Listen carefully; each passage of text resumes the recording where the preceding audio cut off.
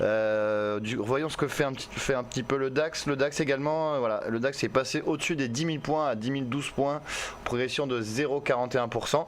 Et on va en parler tout de suite d'ailleurs avec notre prochain intervenant qui est Benoît Rousseau, trader pour compte propre et fondateur du blog Enlil. Bonjour Benoît.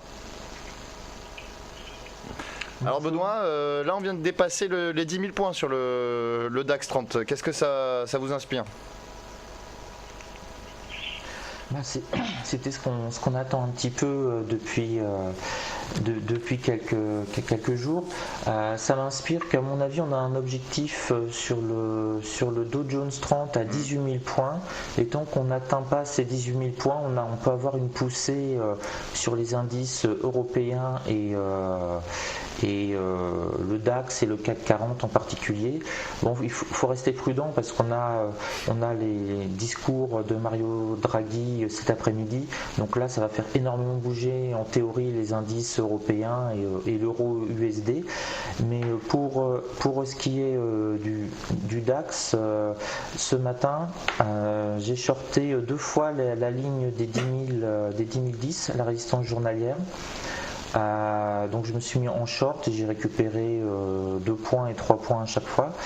Et là on est à nouveau, c'est la 3e tentative de briser la résistance 1 journalière.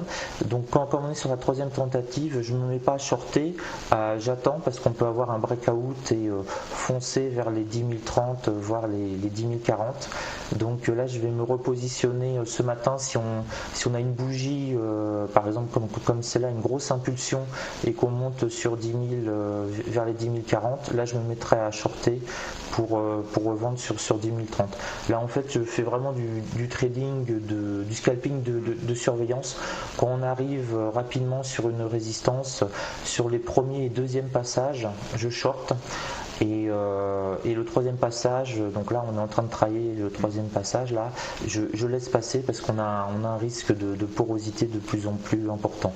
Par contre je me sens pas capable de me mettre en breakout là parce qu'on est quand même vraiment extrêmement haut. Il suffit de rentrer là à 10 020, 10 025 à l'achat et on pourra se prendre une grosse baffe, notamment si la BCE déçoit un petit peu, on repère 1 ou 2% rapidement. Donc là je suis plutôt en contre et j'attends la BCE, et là sur la BCE on devrait pouvoir s'amuser, on va avoir beaucoup Benoît, juste concernant votre graphique, on voit qu'il y a une horizontale en rouge assez vif, plus marquée que les autres. À quoi correspond ce niveau ? Alors les 10 030 que vous voyez, en fait il correspond au pic que l'on a eu le 2 décembre à 10h, à 9h40. Donc si vous voulez, c'est le plus haut que l'on a atteint, très précisément 10 038, qui correspond à la résistance 2 journalière. Donc j'ai ce niveau, si vous voulez, en repère visuel. Comme quoi, si jamais on risque d'atteindre ces niveaux-là, on a quand même une forte probabilité que le cours rebaisse de quelques points, d'au moins une dizaine de points. Donc là vous avez le graphique sur une semaine et vous voyez que ça a été la grosse résistance du jour. Et si je vous mets le graphique sur un mois, c'est encore plus parlant. Oui. Vous voyez qu'on a atteint ce niveau une fois le 2 décembre et depuis on stagne sur ces niveaux-là. On a quand même, on voit depuis le 17 novembre, on a une progression assez hallucinante. Oui, c'est vrai que c'est assez impressionnant. Donc je suis plutôt en short dès qu'on atteint des résistances. Donc la résistance 1 à 10 000, à plus de 10 015, je me suis mis en short, et la prochaine résistance numéro 2 à 10 040, je me mettrai en short. Si on l'atteint, à condition qu'on l'atteigne ce matin. Si on l'atteint pendant le discours de Mario Draghi, toutes les supports et résistances n'ont entre guillemets aucune valeur, parce que s'il annonce un QE européen plus ou moins larvé, la résistance 2 journalière va complètement exploser. Il faudra aller se battre sur la résistance 3 au minimum. Mais si vous voulez, les résistances et les supports sont des bons niveaux d'intervention en période normale de marché, c'est-à-dire hors annonce.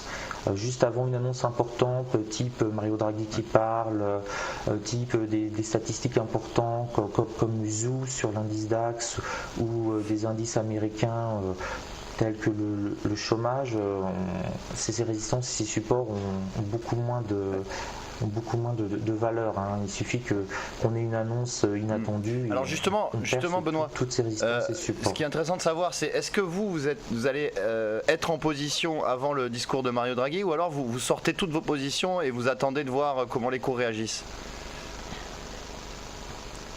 Alors, je sors toutes mes positions, généralement au minimum une demi-heure avant.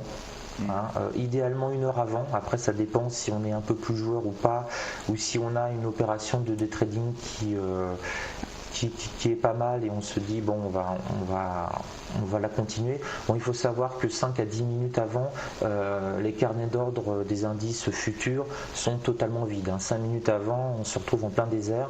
Donc là, il suffit qu'il y ait quelqu'un qui appuie un petit peu et on a des variations brusques. Donc c'est beaucoup plus risqué.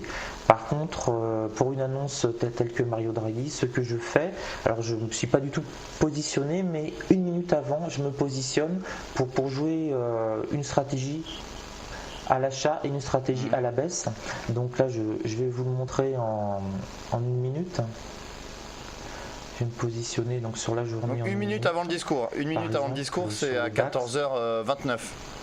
Voilà, 1 minute avant le discours. Donc là, imaginons que nous sommes 1 minute avant le discours de Mario Draghi, nous sommes à 10 010. Je vais vite mettre un ordre de vente sur le niveau des 10 000 et rapidement mettre un ordre de vente sur le niveau un ordre d'achat sur le niveau des 10 025. C'est-à-dire que j'anticipe qu'il va avoir une variation brusque dans un sens ou dans un autre. Comme je ne suis pas voyant, je ne connais pas le sens et je vais essayer de récupérer quelques points. Donc là, par exemple, si on a une annonce, je suis positionné à l'achat, donc là on est à 10 010, je rajoute, on est à 10 013. Donc généralement je mets mes positions mais 2 secondes avant, c'est-à-dire dans la minute qui précède. Je le mets à 10 025. Si on a une bonne nouvelle, on peut avoir une bougie qui explose. Donc moi je rentre vers 10 025 et je pourrais peut-être vendre à ce niveau-là. Et dans le cas contraire, je suis positionné aussi à 10 000. Là je me mettrais à 10 002 par exemple. Et si on casse les 10 000 à la baisse suite à une déception, je rentrerai automatiquement sur le marché. J'essaierai de profiter de la baisse. Alors c'est risqué quand même, Benoît. C'est une technique. Ouais, il faut de l'expérience pour faire ça. Il faut avoir pas mal d'expérience. Oui. Ouais, être rapide. Bon, vous me posez la question, donc je vous le dis, mais c'est à déconseiller totalement pour des traders entre guillemets débutants ou qui ont plus que 2 ou 3 années de pratique derrière eux. La sécurité avant tout, c'est-à-dire sortir avant une grosse nouvelle. Sinon, c'est vraiment du trading casino, on est positionné parfois lourdement et on se met à espérer. Et dès qu'on commence à espérer en bourse, ça se passe mal. Merci Benoît pour ces informations très intéressantes sur votre trading donc avant la BCE. On vous retrouve demain à la même heure pour de nouvelles analyses et voir d'ailleurs l'évolution du DAX après le discours de Mario Draghi. Merci beaucoup. On va marquer une courte pause et on se retrouve tout de suite pour la suite des programmes.